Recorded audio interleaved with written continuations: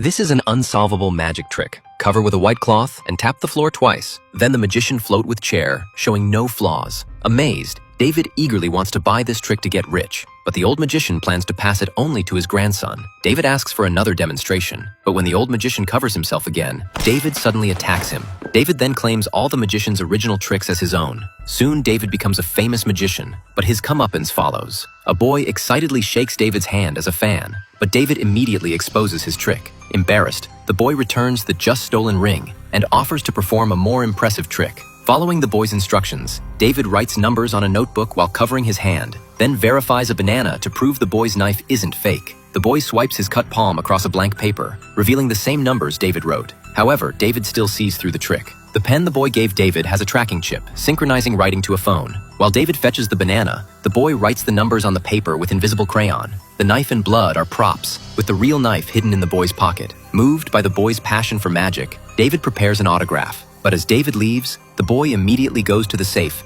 and enters the numbers from the paper. David scoffs, saying such basic psychological suggestion couldn't reveal his safe code. With his plan exposed, the boy directly asks if David murdered his grandfather to steal the levitation trick. David denies it and refuses to show the safe. Before leaving, the boy angrily states there are other ways to send David to prison. David panics. To destroy evidence, he turns off all cameras and burns the stolen magic notebook from the safe. The next day, David learns of his wife's death, with police suspecting him. About to provide an alibi, David remembers turning off the cameras. After searching the house, police ask to check David's safe. As David enters the code, he suddenly guesses a terrifying truth. The boy had swapped his ring, installing a tracking chip that captured the safe code when David opened it yesterday. David left fingerprints on the boy's knife when he took it, and that knife was used to kill David's wife. Now it lies in David's safe, clearly planted by the boy last night. This is the ultimate magic trick the boy showed David, and also a perfect revenge.